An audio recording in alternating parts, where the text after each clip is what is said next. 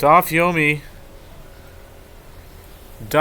Tractate, Bava Metzia, Daf Samach Hey, page 65, top of the page, with the words Zenichale, Delo Nistere Avde, as it is satisfactory for the master that the work habits of his slave not be undone.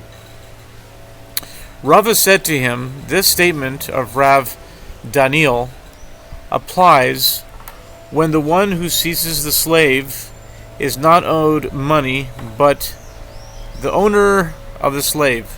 But since the master is owed money by the owner of the slave, this has the appearance of interest. As Rav Yosef bar Yumi says, that Rav Nachman says, even though the sages said that one who resides in another's courtyard without his knowledge does not have to pay him rent, nevertheless, if he lent a courtyard owner money and then resides in his courtyard, the lender must pay him rent. Rav Yosef bar Chama said to him, I retract my opinion, and I will no longer seize the slaves of my debtors. Abaye said, in the case of this one who was owed a dinar of interest by another, and wheat was going for the price of 4 se'ah for a dinar in the market, and the borrower gave the lender 5 se'ah of wheat as the interest payment. When we, the court, removed the interest the lender took from the borrower, we remove only 4 se'ah, worth 1 dinar, from the lender. As the other additional se'ah is a discount he granted him, it is merely a favor, not counted as part of the interest. Rava said we take all 5 se'ah from him, as all of the wheat initially came into his possession in the form of interest, and therefore it is all classified as interest. And Abaye said, in the case of this one, who was owed 4 dinars of interest by another, and the borrower gave him a cloak as payment for it, when we take the interest from the lender, we take 4 dinars from him. But we do not take the actual cloak from him, as the giving of the cloak is considered a sale. Rava said we take the cloak from him. What is the reason for this? So that people should not say that the cloak so-and-so is wearing is a cloak procured as interest.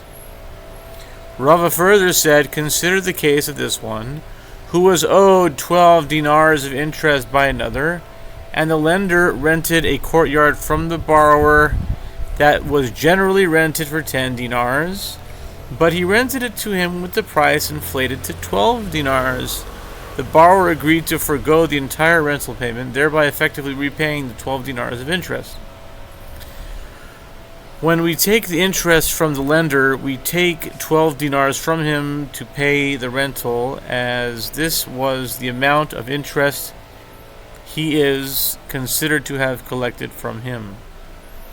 Rav Ach of Difti said to Ravina, but let the lender say to the borrower, if I were to rent it now, I would pay not 12 dinars, but only 10. As when I rented it from you at the higher price, it was because I profited from it by not having to pay for it. But now that I'm not profiting, I will rent it as everyone else rents for 10.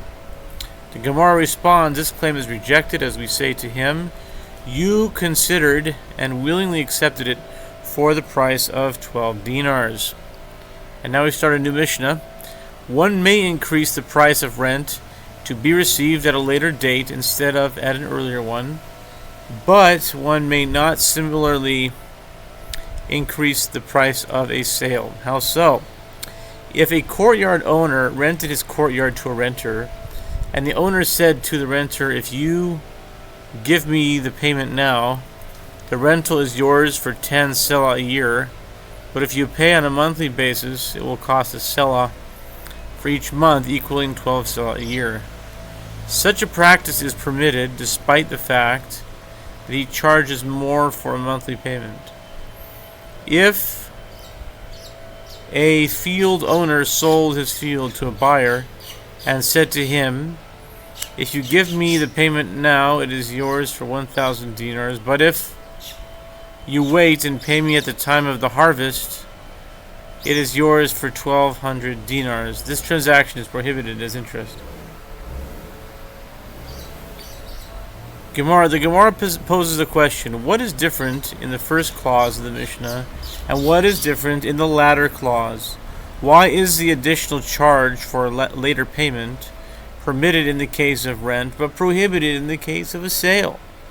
Rav and Rav Yosef both say the halakha is that the obligation to pay a rental fee is incurred only at the end of the rental period, and therefore in this case, since it's time to be claimed and has not yet arrived at the beginning of the rental, the early payment is not considered payment for waiting.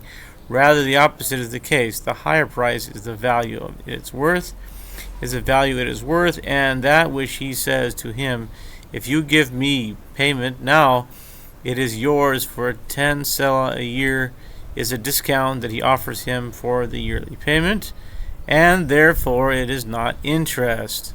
By contrast, in the latter clause,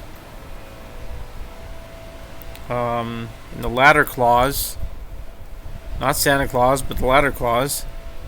In the latter clause, since it is a sale and the owner of the field wants to take the money from him from now, if he agrees to a later payment at a higher price, this is therefore considered payment for waiting, and it is forbidden. Rava said the sages examined this matter closely and established that this halakha is derived from the verse that states, "like a hired laborer year by year," Leviticus 25:53. It is derived from this verse that the obligation to pay the rental fee of this year is incurred only in the following year. The Mishnah teaches, if the field owner said, "But if you wait and pay me at the time of harvest, the field is yours for 1,200 dinars," this is prohibited. Rav Nachman said tacit interest, tarsha, is permitted. In other words, one may make a contract for a sale with a later payment date at an increased price, as long as he does not specify that the higher price is due to the delay, but merely states a price and a date. Rami Bar Chama raised an objection to Rav Nachman. Some say it was Rav Ukva Bar Chama who raised an objection to Rav Nachman. The Mishnah states, "But if you wait and pay me at the time of the harvest, the field is yours for 1,200 dinars. This is prohibited." Rav Nachman said to him, "There is a difference between the two cases. There, in the case of the Mishnah, he fixed the price for him as interest, as he explicitly stated that there was an additional cost for a later payment, whereas here, in the case of a case concerning which I stated my ruling, he did not fix it for him as interest, but merely quoted a higher price." And here's the famous Rav Papa with his tarsha. Rav Papa said, "My tacit interest, my tarsha arrangement that I offer customers where I sell my beer at the times," it says here liquor, but shichra is beer, and we know that Rav Papa was a beer merchant, a very wealthy one at that. "I sell my liquor at times when the market price is low, and agree to have the buyer pay me for it later on when the market price is higher is permitted. What is the reason for this? My beer would not be lost were I to store it for a while. It means it wouldn't get ruined. And I do not need money at the present time. I could therefore simply hold it to sell at a higher price later. I sell it early because it is I who am performing a beneficial matter for the customer by selling it to him earlier without demanding immediate payment, and this is not interest." Rav Sheshet, son of Rav Edi, said to Rav Papa, "What does the master see to indicate that you should follow yourself? In other words, consider this matter from your perspective. and therefore conclude that it is permitted because you are not earning interest. You could equally follow their side and consider the matter from the perspective of your customers, as if they had money available, they would buy beer at the current price, but now that they have no money available, they buy it in accordance with the future, more expensive rate. Consequently, they are actually paying interest in exchange for the delay in payment. Rav Papa did not respond. Okay. I guess it is kind of like interest. Rav Chama said, my tacit interest arrangement is certainly permitted. He would contract to sell merchandise in a location where its price was low while setting the price according to the more expensive rate in effect for a different location. In a different location. Those who would purchase the merchandise from him would then take the merchandise to the other location to sell at the highest price. While Chama would accept upon himself a certain measure of responsibility for the risks incurred during transport. This deal is considered a sales partnership, not interest. What is the reason for this? Rav Chama said, it is convenient for them that the merchandise remains established in my domain, as anywhere that they go, the authorities leave them alone with regard to taxes, and other people maintain the market for these sellers. The merchants selling Rav Chama's wares received preferential treatment, as Rav Chama was a scholar from the house of the Exilarch, the Reish Galusa, whose members would receive assistance from all. The higher price they paid was in consideration for these advantages. It was not payment for waiting. This concludes the Daf, this Amud.